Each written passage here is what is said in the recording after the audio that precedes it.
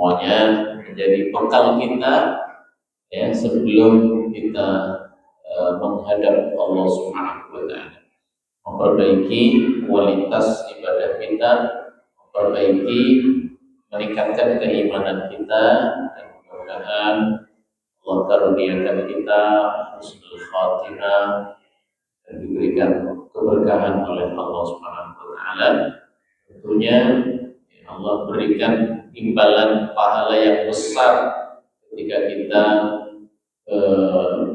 mempunyai semangat untuk menuntut ilmu, dan Allah mudahkan insyaallah jalan kita menuju surganya Allah Subhanahu wa taala sebagaimana yang disabdakan oleh baginda Nabi Muhammad sallallahu alaihi wasallam, man salaka tariqan yaltamisu fihi ilman sahhalallahu lahu bihi tariqan ilal jannah.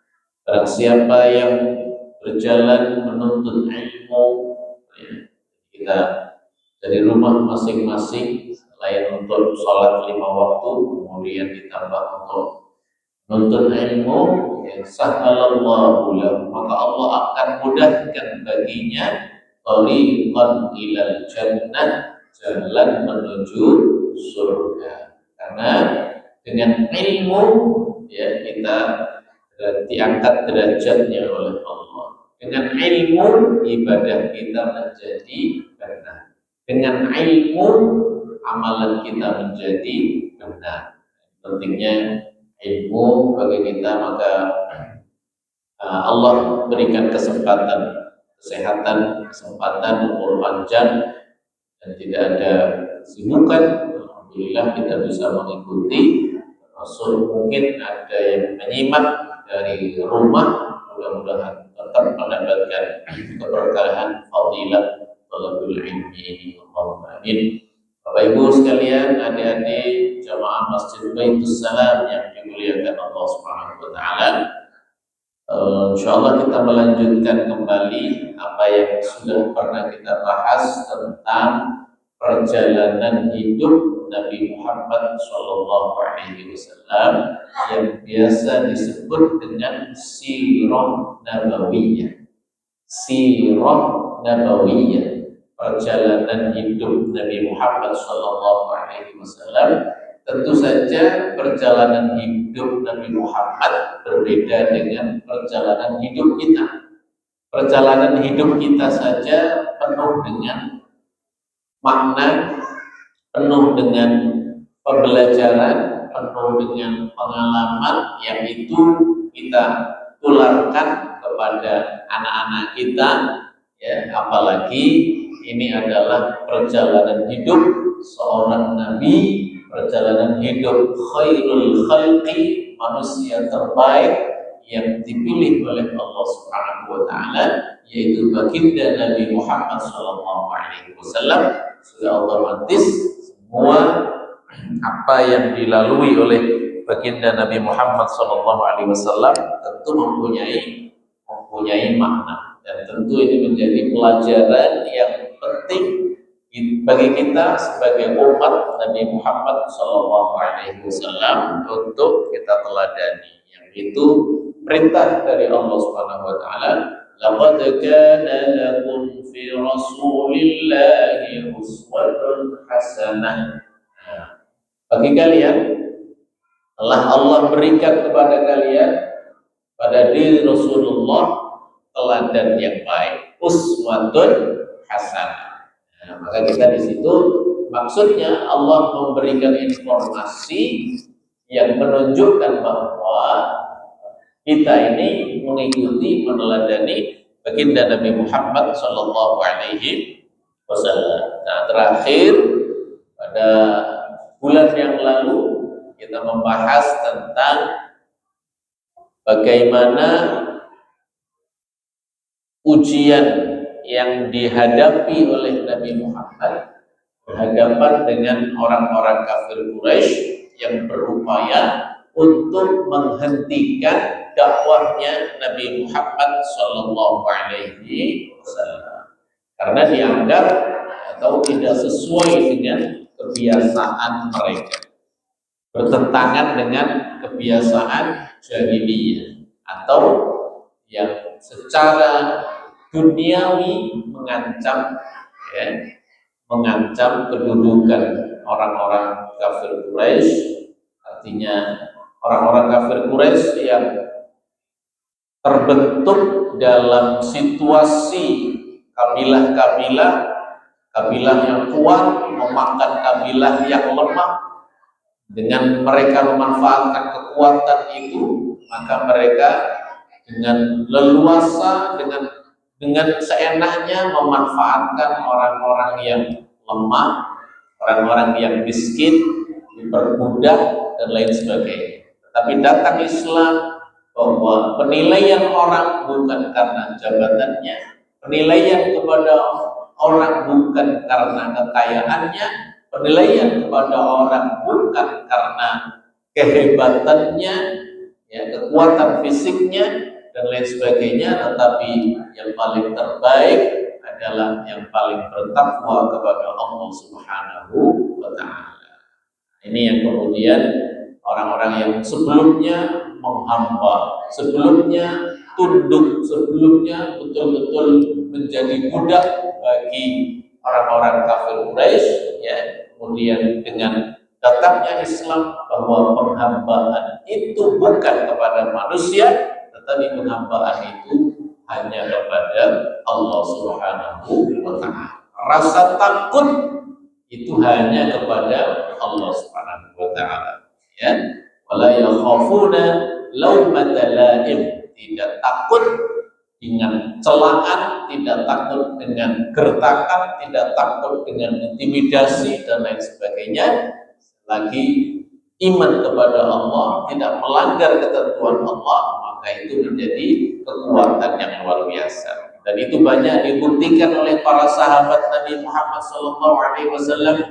Salah satunya misalkan sahabat yang sebelumnya belum mendapatkan hidayah Islam, belum masuk ke dalam agama Islam, tentu mereka berada di dalam ketakutan kepada para pemimpin kafir Quraisy, takut lewat, gitu ya, karena mereka orang yang termarginalkan, mereka orang lemah, mereka orang yang tidak punya apa-apa, sehingga mereka takut. Tetapi kemudian ketika ada hidayah Islam, cahaya Islam yang masuk ke dalam dirinya, dia berubah menjadi orang yang sangat berani, berubah menjadi orang yang sangat tegar di dalam hidupnya, dan tidak ada yang ditakuti kecuali hanya Allah Subhanahu wa Ta'ala.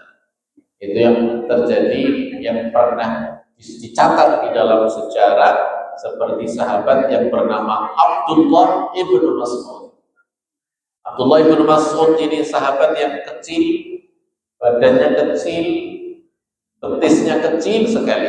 Kalau orang yang lain kayak kita ini sedang duduk, beliau sudah berdiri. Kebayang ya, kecilnya badannya sahabat Abdullah ibnu Mas'ud. Dan tentu sebelum masuk Islam, beliau kalau berjalan itu mesti nunduk, bahkan nggak berani melihat betul-betul nunduk. Kalau jalan, kemudian di situ ada orang-orang pimpinan kafir Quraisy, nggak berani. Ya, tetapi kemudian ketika hidayah Islam masuk ke dalam dirinya, dia justru menjadi orang yang pertama kali mengumandangkan ayat Al-Quran di tengah keramaian orang-orang kafir Quraisy. Ngaji, baru belajar Al-Quran dengan Rasulullah, orang yang lain gak ada yang berani, dia berani membaca Al-Quran di tengah keramaian orang kafir Quraisy. Dan betul setelah beliau membacakan Al-Quran, digebuki rame-rame sama orang kafir Quraisy. Tapi itu tidak menjadikan dia takut, tidak menjadikan dia kapok, dan itu semakin menguatkan keimanan, dan dia mendapatkan posisi yang istimewa di hadapan Allah Subhanahu wa Ta'ala. Bahkan di depan Rasulullah SAW, Rasulullah mengatakan, siapa yang ingin mengambil Al-Quran persis seperti yang ada pada aku, artinya Al-Quran itu kan sumbernya dari Rasulullah, ya. Allah menurunkan Al-Quran kepada Rasulullah. Kata Rasulullah, siapa yang pengen belajar Al-Quran seperti yang saya miliki Al-Quran, belajarlah kepada Abdullah ibnu Mas'ud. Artinya, di antara sahabat yang mendapatkan legalitas dari Rasulullah, yang sudah dicap oleh Rasulullah bahwa Al-Quran yang dibaca oleh Abdullah ibnu Mas'ud sesuai dengan apa yang ada pada Nabi Muhammad Sallallahu Alaihi Wasallam. Bahkan ada pernah sahabat mentertawakan betisnya Abdullah ibnu Mas'ud karena saking kecilnya, ya, dibuat tertawaan, kemudian terdengar oleh Nabi Muhammad Sallallahu Alaihi Wasallam, wahai kalian yang mentertawakan kecilnya betisnya Abdullah ibnu Mas'ud, ketahuilah bahwa kecilnya betis Abdullah ibnu Mas'ud itu sebanding dengan beratnya gunung Uhud nanti di hari kiamat. Di akhirat ditimbang betisnya Abdullah ibnu Mas'ud itu sama beratnya dengan gunung Uhud, karena ada Al-Quran di dalam diri sahabat Abdullah ibnu Mas'ud. Jemaah sekalian yang dimuliakan Allah Subhanahu wa taala, di sini kita kembali mempelajari perjalanan hidup baginda Nabi Muhammad Sallallahu Alaihi Wasallam. Di antara yang kemarin kita bahas, upaya yang dilakukan oleh orang kafir Quraisy untuk menghentikan dakwahnya Nabi Muhammad Sallallahu Alaihi Wasallam adalah dengan cara kekerasan. Dengan cara kekerasan tidak berhasil, kemudian dengan cara negosiasi. Negosiasi tidak berhasil, terus berupaya mengirimkan orang lain, digantikan delegasi yang lain untuk melakukan tawar-menawar kepada Rasulullah SAW. Ditawarkan kekayaan, ditawarkan jabatan, ditawarkan kesehatan, artinya diberikan pendamping dokter pribadi terbaik, kemudian ditawarkan istri tercantik di Arab, tapi semuanya dijelaskan oleh Rasulullah SAW bahwa aku tidak akan pernah meninggalkan dakwah ini. Aku diperintahkan oleh Allah, ini adalah perintah Allah, dan aku menjalankan ini bukan untuk mengejar yang kalian tawarkan, kekayaan, jabatan, perempuan, kesehatan dan lain sebagainya. Yang aku lakukan ini adalah murni menjalankan perintah Allah Subhanahu wa taala. Dan inilah jawaban sesungguhnya dialog yang terjadi antara Rasulullah dengan orang kafir Quraisy, ada disebutkan di dalam buku-buku sejarah. Salah satunya yang kita bahas di antara di sini adalah bahwa di antara dialog antara Rasulullah SAW dengan orang kafir Quraisy yang diutus untuk membujuk Nabi Muhammad, yang terakhir sampai tidak berhasil, yang kemarin kita bahas, tawar menawarnya, ya udah, kalau misalkan tidak mau kamu menyembah Tuhan kami satu hari, dan kami akan menyembah Tuhan kamu satu hari. Nah, sampai begitu tawar menawarnya, dan kemudian Allah turunkan surat Al-Kafirun. Bismillahirrahmanirrahim. Qul ya ayyuhal kafirun la a'budu ma ta'budun wa la antum 'abiduna ma a'bud wa la ana 'abidun ma 'abadtum wa la antum 'abiduna ma a'bud lakum dinukum waliyadin. Katakan Muhammad kepada orang-orang kafir, qul ya ayyuhal kafirun la a'budu ma ta'budun, saya tidak menyembah apa yang kalian sembah. Wala antum 'abiduna ma a'bud, dan kalian juga tidak perlu atau tidak akan menyembah apa yang aku sembah. Nah, itu jawaban langsung dari Allah Subhanahu wa taala, diturunkan wahyu kepada Rasulullah, langsung menjadi jawaban terhadap negosiasi tadi dari orang kafir Quraisy. Jemaah sekalian yang dimuliakan Allah Subhanahu wa taala, ini diantara jawaban Rasulullah Sallallahu Alaihi Wasallam setelah gagal orang kafir Quraisy, mutus orang lagi mengatakan kepada Rasulullah, "Ma bima taqulun, ma ji'tu bima ji'tukum bihi atlubu amwalakum." wala syarafa fikum walal mulk alaikum walakin Allah ba'athani ilaikum rasulah. Apa yang saya lakukan ini, ya, apa yang aku lakukan bukan untuk menuntut harta kalian, bukan untuk menuntut kemuliaan jabatan di atas kalian dan juga kerajaan menguasai kalian. Akan tetapi Allah mengutusku sebagai rasul bagi kalian. Wa unzila alayya kitaban, dan Allah menurunkan Al-Qur'an kepadaku, kitab, dan aku diperintahkan menjadi basyiran wa nadhira. Allah memerintahkan aku menjadi memberikan kabar gembira dan juga memberikan kewaspadaan, kehati-hatian, kabar untuk menghindari hal-hal yang menyebabkan manusia masuk ke dalam nerakanya Allah Subhanahu wa taala. Faballaghtukum risalati rabbi wa nasahtu lakum. Saya menyampaikan risalah, pesan dari Allah Subhanahu wa taala, dan saya menasihat kalian. Fa in taqbalu minni ma ji'tukum bihi fa huwa haqqukum. Kalau kalian menerima apa yang aku bawa, maka kebahagiaan kepada kalian, kebahagiaan untuk kalian baik di dunia maupun di akhirat. Wa in tarudduhu alayya. Kalau kalian menolak apa yang aku bawa, apa yang aku dakwahkan, asbiru li amrillahi hatta yahkumallahu baini wa bainakum. Saya bersabar atas apa yang kalian lakukan sampai Allah memberikan keputusan antara saya dan kalian. Artinya Allah menolong, mungkin menghancurkan orang kafir Quraisy, ya, itu merupakan ketentuan dari Allah Subhanahu wa taala.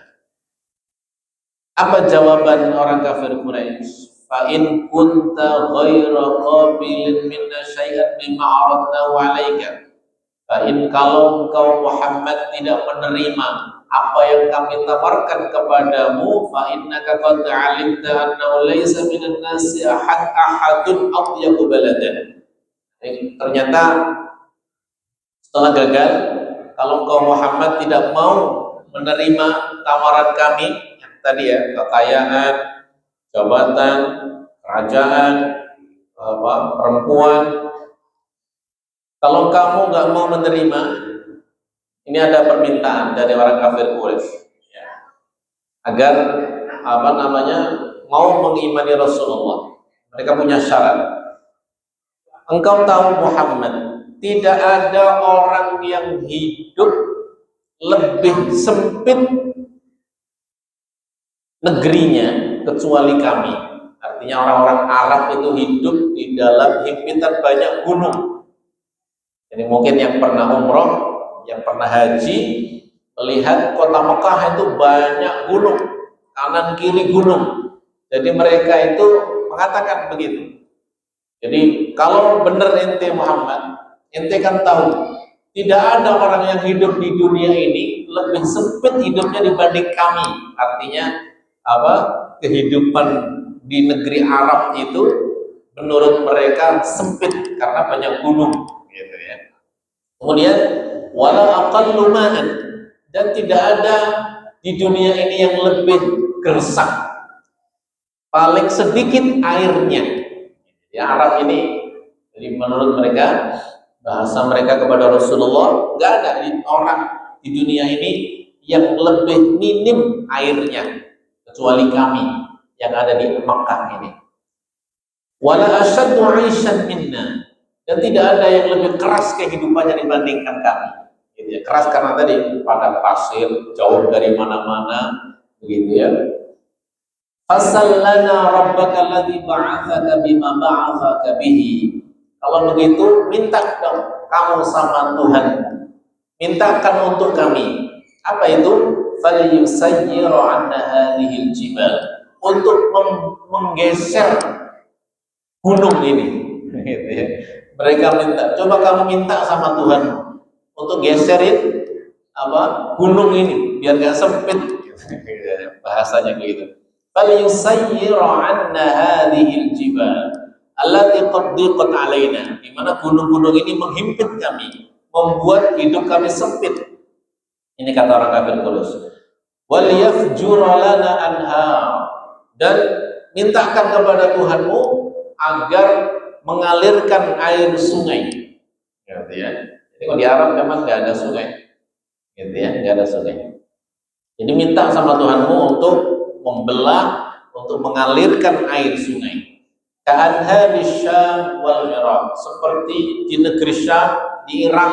Kalau di Irak itu ada sungai Efrat, di Syam itu ada sungai Nil, Mesir. Nah, mereka minta biar punya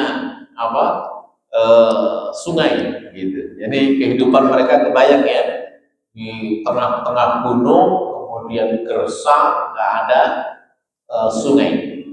Kalau di Indonesia, masya Allah, ya, surga, serba hijau, banyak sungai, ya, gunung juga ada yang jauh, ada yang dekat, gitu ya. Nah, ini permintaan mereka. Wal yab'ats lana man madha min abaina. Terus mintakan kepada Tuhanmu untuk menghidupkan orang-orang yang sudah mati. Pendahulu-pendahulu kami yang sudah mati minta dihidupkan oleh Tuhanmu. Wal yakun fi man ba'atsa lana minhum Qusay bin Kilab. Salah satu di antara yang dihidupkan kembali Qusay bin Kilab. Kalau kita mendengar silsilah Rasulullah, Muhammad bin Abdullah bin Abdi Manaf bin Qusay bin Kilab, nah gitu ya, itu berarti kakeknya Rasulullah. Jadi mereka minta yang sudah mati-mati dari golongan kami hidupkan, minta kepada Tuhanmu. Nah, itu permintaan orang kafir Quraisy. Dan salah satu di antara yang dihidupkan kembali namanya Qusay bin Kilab. Fa innahu kana syaikhu sidqin. Jadi menurut mereka kafir Quraisy, kenapa Qusay bin Kilab? Karena Qusay bin Kilab itu orang yang terkenal tokoh kejujuran. Artinya dalam sejarah mereka, dalam riwayat turun-temurun mereka sangat dikenal, tokoh Qusay bin Kilab ini terkenal jujurnya, paling jujur. Nah, jadi ingin dihidupkan kembali Qusay bin Kilab. Kemudian kami mau nanya kepada Qusay bin Kilab tentang apa yang kamu katakan Muhammad. Luar biasa ini permintaan orang kafir Quraisy ya. Ahaqqun huwa am batil? Apakah engkau ini Muhammad betul-betul hak atau engkau ini adalah orang yang batil?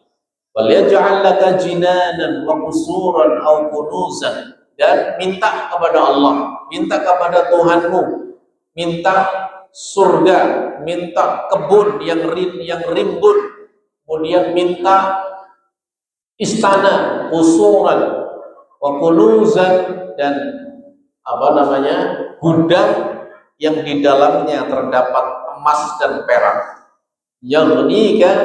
Yughnika biha amma naraka tabtaghi, yang merupakan keinginan yang kau kejar Muhammad. Jadi dia mengira bahwa Nabi Muhammad itu menginginkan kekayaan, kemudian disuruh minta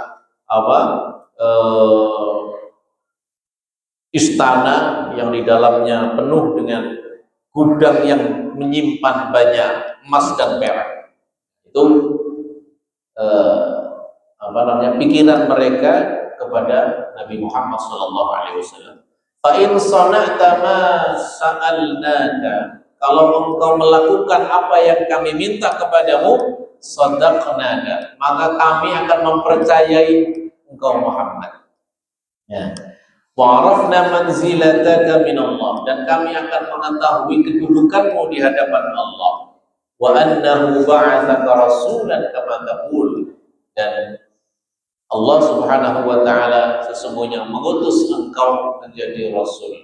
Ini syarat yang diberikan oleh orang kafir Quraisy. Kalau kamu mau meminta kepada Allah dengan permintaan-permintaan tadi, maka kami akan percaya kepadamu. Kami akan iman kepadamu, kami akan ikut kepadamu, wahai Rasulullah. Nah, di sini kita lihat bahwa dari kata-kata yang dikeluarkan oleh orang-orang kafir Quraisy semuanya parameter atau tetap saja sama dengan yang sebelumnya, yaitu tidak jauh-jauh bahwa mereka dalam pikiran mereka Nabi Muhammad itu pokoknya menghamba atau ngejar dunia, gitu kan? Makanya tadi minta apa? Istana, minta emas, minta perak, kan begitu ya. Nah, itu adalah gambaran bagaimana pikiran orang-orang kafir Quraisy tentang Nabi Muhammad SAW. Nah, kita lihat apa jawaban Nabi Muhammad SAW. Faqala lahum, ini jawaban Rasulullah, ma ana bifa'ilin. Saya tidak akan melakukan apa yang kalian minta. Gitu ya. Wa ma ana billadzi yasalu rabbahu hadza. Dan saya tidak akan pernah meminta kepada Tuhan, kepada Allah permintaan seperti yang kau sebutkan. Nah, gitu ya. Jawabannya Nabi Muhammad singkat, ya. Tsumma innahum qalu lahu ba'da tuli kalamin wa khisam. Setelah terjadi debat yang panjang dengan Rasulullah, ini perkataan terakhir orang kafir Quraisy, inna qad balaghna. Kami sudah tahu annahu innama yu'allimuka hadza rajul min fil yamama. Kami tahu bahwa yang mengajarimu ini adalah seseorang dari daerah Yamama. Ya, nama daerah Yamama itu nama daerah. Jadi kami tahu bahwa kamu seperti ini belajar dari orang yang ada di Yamama, namanya Ar-Rahman, gitu ya. Jadi orang kafir Quraisy mengira bahwa Nabi Muhammad ini diajari gurunya yang berasal dari daerah namanya Yamama, gitu ya. Nama orang yang mengajari Rasulullah itu namanya Ar-Rahman. Kemudian orang kafir Quraisy melanjutkan, wa inna, mana tadi? Wa inna wallahi la nu'minu birrahmani abadan. Demi Allah, kami tidak pernah mengimani, tidak pernah percaya dengan orang yang bernama Ar-Rahman abadan selama-lamanya. Kami nggak percaya. Faqad a'dzarna ilaika ya Muhammad. Kami sudah memberikan peringatan kepada Muhammad. Wa inna wallahi la natrukuka, dan demi Allah kami tidak akan membiarkan engkau Muhammad. Wa ma balaghta minna hatta nuhlak aw tuhlikuna. Kami tidak akan pernah membiarkan engkau melanjutkan dakwahmu sampai kami hancur atau engkau menghancurkan kami. Ini sumpahnya orang kafir Quraisy, artinya di situ sudah akan terjadi perseteruan yang lebih serius antara Nabi Muhammad dengan orang kafir Quraisy. Yang setelah negosiasi tidak bisa, akhirnya kemudian dari kata-kata ini akan mengancam kepada ancaman yang lebih serius kepada Nabi Muhammad SAW, lebih berat kepada Rasulullah SAW. Baik, jamaah sekalian yang dimuliakan Allah Subhanahu wa taala, dari perdebatan gitu ya, tanya jawab gitu ya, diskusi antara Rasulullah, negosiasi orang kafir Quraisy dengan Rasulullah ini, kita bisa mengambil pelajaran. Di sini mengandung ada 3 bukti, 3 dalil yang ini bisa menjadi pelajaran untuk kita semua. Yang pertama adalah ad-dilalatul ula, ini menunjukkan fi tamhisil daqiqin haqiqat ad-da'wah allati qama biha Rasulullah sallallahu alaihi wasallam. Ada istilah namanya tamhis. Tamhis itu adalah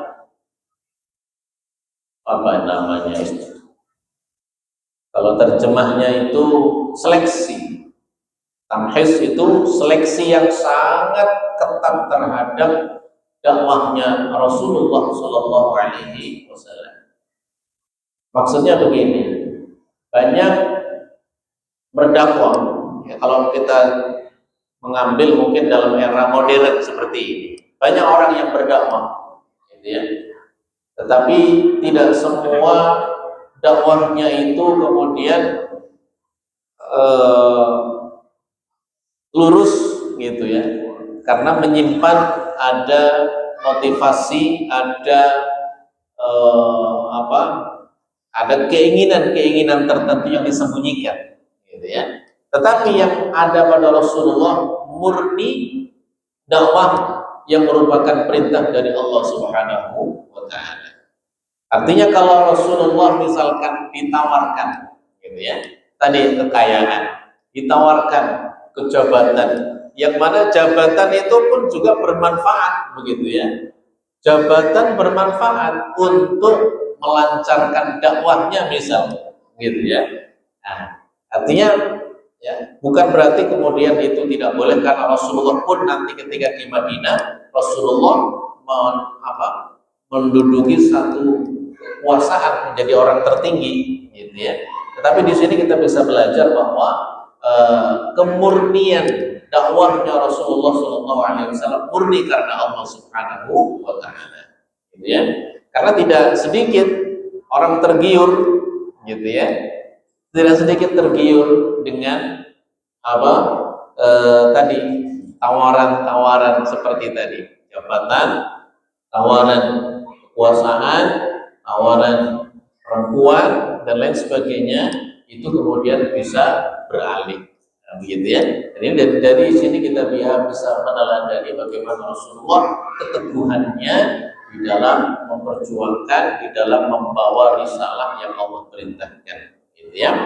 Wa tufassiluha an kulli ma qad yaltabisu biha min al-ahdafi wal aghrad allati qad yadmaruha fi anfusihim adatan arbabud da'wat al-jadidah. Tadi yang saya sebutkan ya, bahwa tidak menutup kemungkinan ya, karena seorang dai, seorang yang guru atau seorang yang mengajar ya, karena sebagai tadi manusia punya hawa nafsu, begitu ya. Punya hawa nafsu, kadang-kadang ketika dakwahnya kemudian mulai tenar misalnya, begitu ya, mulai punya banyak jamaah misalnya, kemudian ada yang terbesit di dalam hatinya yang kemudian tidak sesuai dengan apa yang sesungguhnya diperintahkan oleh Allah Subhanahu wa taala. Mudah-mudahan kita dihindarkan oleh Allah Subhanahu wa taala dari berbagai macam niatan-niatan yang tidak baik. Kita doakan guru-guru kita yang mengajarkan kepada kita, mudah-mudahan dijaga keistiqomahannya di dalam perjuangan agama Allah Subhanahu wa taala, ya. Jadi termasuk saya, begitu ya. Termasuk saya, ya mohon didoakan. Ini yang tidak menutup kemungkinan seluruh orang yang urdhatun lil fitnah. Apalagi kita manusia biasa, gitu ya, punya potensi untuk menimbulkan fitnah, punya potensi untuk digoda, punya potensi untuk dan lain sebagainya, gitu ya. Makanya kita mohon doanya kepada semua guru-guru kita, khusus saya, agar senantiasa dijaga keistiqomahan, keikhlasan, ketulusan untuk mendakwahkan agama Allah Subhanahu wa taala, dihindarkan dari hal-hal yang bisa melenceng, dihindarkan dari hal-hal yang bisa merusak, dihindarkan dari kata-kata yang bisa memperburuk ya, agama Allah Subhanahu wa taala. Jemaah sekalian yang dimuliakan Allah Subhanahu wa taala, yang kedua, dalil yang kedua ya, tadi bahwa kehidupan yang dialami oleh Rasulullah. Jadi Rasulullah ditawarkan kekayaan, ditawarkan jabatan, gitu ya. Dan kehidupan Rasulullah pun juga mencerminkan apa yang beliau ucapkan itu sama, gitu ya. Dan ini dibuktikan dengan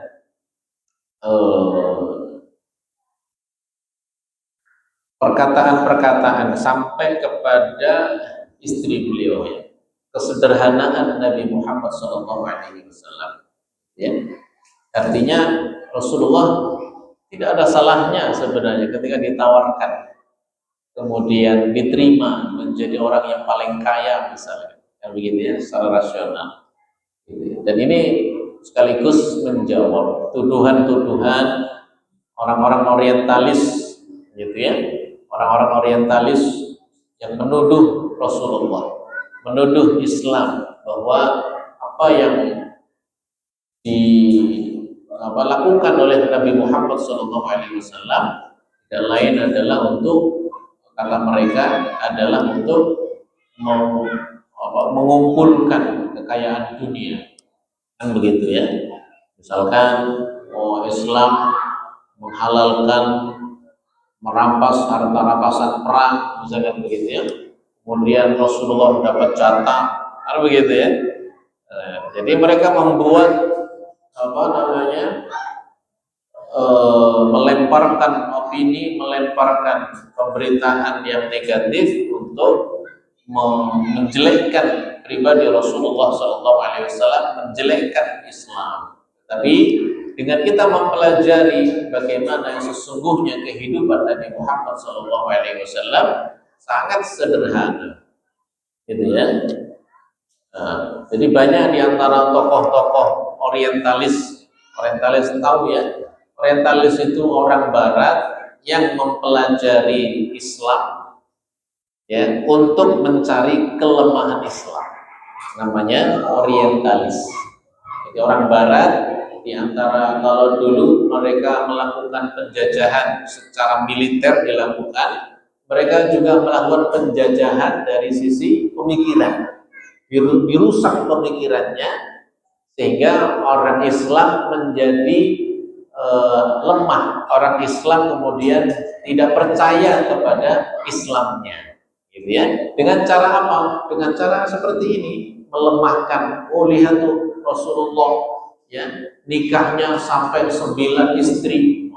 Yang diungkapkan begitu-begitu. Lihat tuh Islam ya, jihad, kemudian mengambil harta rampasan perang, gitu ya. Seperti itu yang diungkapkan sehingga melemahkan orang percaya iman terhadap agama Allah Subhanahu wa taala, gitu ya. Ini jumpa dari dulu. Yang dari dulu sudah pernah terjadi. Bahkan apa yang dilakukan oleh Al-Mughirah kepada Rasulullah itu juga bukti ya bagaimana tanggapan orang-orang kepada Islam, kepada Rasulullah itu banyak yang salah. Nah, di sini kita diperlihatkan bagaimana kehidupan Rasulullah SAW sekaligus menjadi jawaban kepada orang-orang orientalis tadi, bahwa apa yang dituduhkan kepada Islam, apa yang dituduhkan kepada Nabi Muhammad sangat tidak benar. Ini pentingnya kita membaca sejarah, belajar sejarah, biar kita tidak mudah tertipu dengan perkataan orang-orang orientalis yang berupaya untuk melemahkan Islam. Dan adapun kehidupan sehari-hari Rasulullah SAW sangat sesuai dengan apa yang beliau ucapkan. Lisan beliau yang beliau jawab kepada orang kafir Quraisy itu beliau buktikan dengan kehidupan Rasulullah seharian. Rasulullah itu basitun fi ma'kalihi wa mashrabihi. Rasulullah itu makannya, minumnya sangat sederhana. La ya'lu amma alaihi halatul fuqara'i wal miskin. Yang dimakan Rasulullah kehidupannya itu tidak melebihi dari orang-orang fakir dan miskin. Bayangkan. Jadi tidak melebihi orang fakir miskin yang dimakan dan diminum oleh Rasulullah SAW. Sekaligus ini menjadi jawaban ya bagi orang-orang orientalis yang menuduh bahwa Rasulullah sangat ambisi duniawi, sangat jauh. Qalat Aisyah. Nah ini sampai Sayyidah Aisyah, perkataannya diriwayatkan oleh Imam Bukhari tentang keinginan beliau untuk diperbaiki taraf hidupnya, gitu ya. Menuntut kepada Nabi Muhammad agar kesejahteraannya ditingkatkan. Ini Sayyidah Aisyah perkataan, laqad tuwfiyan nabi wa ma fi raffi min syai'in ya'kuluhu dzu kabidin illa syatru sya'irin. Ini cerita Sayyidah Aisyah, cerita kehidupan Rasulullah ya. Rasulullah telah meninggal dan selama hidupnya tidak ada di dalam rak. Rak ini maksudnya untuk menyimpan makanan. Tidak ada di dalam rak itu kecuali hanya sepotong roti. Ini aneh ya, sepotong roti gandum. Fi raffin li fa'akaltu minhu hatta tala alayya. Ya. Dan roti itu saya makan, artinya roti satu itu untuk berdua dengan Rasulullah Sallallahu Alaihi Wasallam. Ini gambaran yang ungkapan yang disampaikan oleh Sayyidah Aisyah, istri beliau, tinggal bersama dengan Rasulullah, yang diriwayatkan oleh Sahih Bukhari. Tentu ini adalah sahih, dan ini menggambarkan, membuktikan bagaimana kehidupan Nabi Muhammad Sallallahu Alaihi Wasallam. Ya. Wa yaqulu Anas radhiyallahu anhu fi ma yarwihi al-Bukhari. Ini perkataan sahabat Nabi Anas bin Malik. Siapa Anas bin Malik? Anas bin Malik ini sejak usia 10 tahun dihibahkan oleh ibunya untuk menjadi khadim, menjadi pelayan Nabi Muhammad SAW. Ketika Rasulullah sudah berada di Madinah, ketika Rasulullah hijrah ke Madinah, orang-orang pada berbondong-bondong memberikan hadiah kepada Nabi Muhammad. Nah, ada seorang perempuan namanya saya lupa namanya, yaitu ibunya Anas bin Malik, ya, Ummu Sulaim kalau nggak salah. Nah, beliau ngiri dengan orang-orang pada memberikan hadiah kepada Nabi Muhammad, karena nggak punya apa-apa. Beliau di hari yang lain datang kepada Rasulullah, ya Rasulullah, saya mau memberikan anak saya ini kepada engkau, insya Allah kebutuhanmu akan dipenuhi oleh anak saya. Usia 10 tahun, Anas bin Malik diserahkan kepada Rasulullah, saking pengennya mendapatkan keberkahan.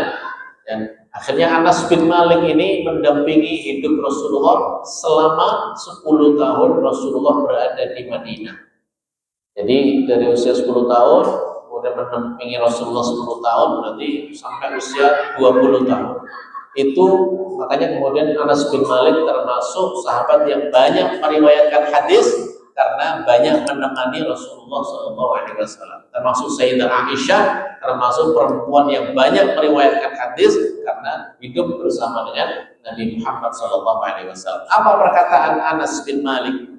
Anas bin Malik mengatakan, sudah masuk waktu Isya. Terakhir ya. Perkataan Anas bin Malik, lam ya'kul an-nabi illa khawanun hatta mat wa ma akala khubzan muraqqaqan hatta mat. Demi Allah, Rasulullah tidak pernah makan ya roti yang lembut gitu ya. Kalau kita milih roti itu kan yang enak gitu ya, apalagi yang giginya metik. Pengennya yang lembut-lembut begitu. Tetapi yang dimakan oleh Rasulullah itu, tidak pernah makan Rasulullah itu roti yang lembek, yang lembut. Yang dimakan itu yang masih keras. Ini perkataan Anas bin Malik yang mendampingi Rasulullah SAW.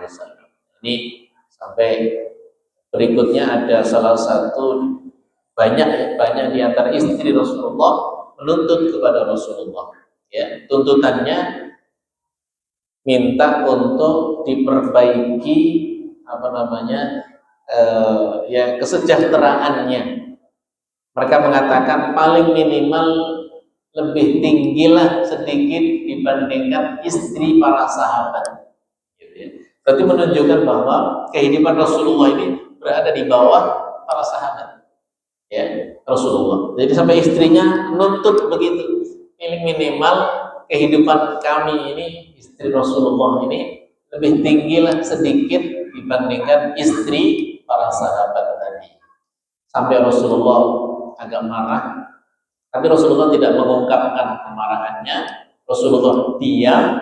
Kemudian Allah turunkan Al-Quran, ayatnya, ya ayyuhan nabiyyu qul li azwajika in kuntunna turidnal hayata dunya wa zinataha fata'alaina umatti'kunna wa usarrihkunna sarahan jamila wa in kuntunna turidna Allah wa rasulahu wad daral akhirah fa innallaha a'adda lil muhsinati minkunna ajran 'azima. Wahai Nabi, katakan kepada istri-istrimu, wahai istri-istriku, ini perkataannya, katakan kepada istrimu, wahai Nabi, jika mereka, istri-istrimu, menginginkan kehidupan dunia dan perhiasan dunia, maka datang ke sini saya kasih.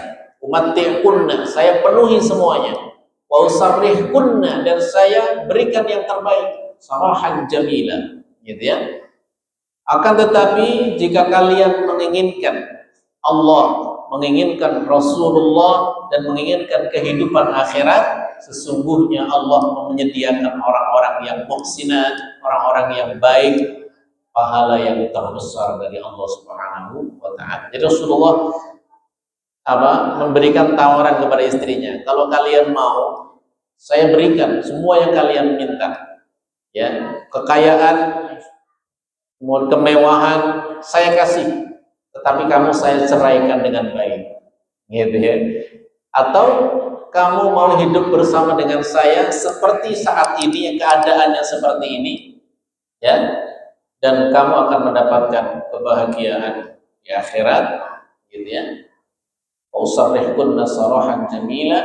Kemudian akhirnya istri-istri Rasulullah itu memilih tetap hidup bersama dengan Nabi Muhammad Sallallahu Alaihi Wasallam. Ini contoh kehidupan baginda Nabi Muhammad Sallallahu Alaihi Wasallam. Insyaallah kita lanjutkan pada pertemuan berikutnya. Mudah-mudahan Allah berikan kita kesempatan. Di sini kita belajar bagaimana ya, memang kalau kehidupan modern ya tidak mudah gitu ya untuk mengikuti sepenuhnya seperti yang diteladangkan oleh baginda Nabi Muhammad SAW. Tidurnya Rasulullah tidak pernah di tempat-tempat yang empuk ya, kecuali alas yang penuh dengan anyaman. Kita ya, terbiasa begitu ya, kita bisa Rasulullah contoh teladan kita seperti itu, maka kita pun dalam urusan-urusan yang sifatnya duniawi, urusan-urusan yang sifatnya sementara, maka tuntutan kita tidak nemen-nemen gitu ya, minimal itu, tidak sampai kemudian tergila-gila dengan hal-hal yang sifatnya duniawi. Kalau kita masalah interaksi kita, ya, pertengkaran di antara manusia tentu disebabkan karena tadi ya, perebutan dunia, perebutan bagian-bagian yang tidak kebagian begitu ya. Ini semuanya menjadi masalah, selalu menjadi masalah di antara kita. Maka di sini kita belajar dari baginda Nabi Muhammad SAW. Mudah-mudahan ada manfaatnya. Ini semuanya nasihat untuk diri saya pribadi dan umumnya. Mudah-mudahan ada manfaatnya untuk kita semuanya. Aku qouli hadza astaghfirullah li wa lakum, astaghfirullah min qaulin bila ilmin, astaghfirullah min qaulin bila amalin, wallahu muwaffiq ila aqwamit thariq. Assalamualaikum warahmatullahi wabarakatuh.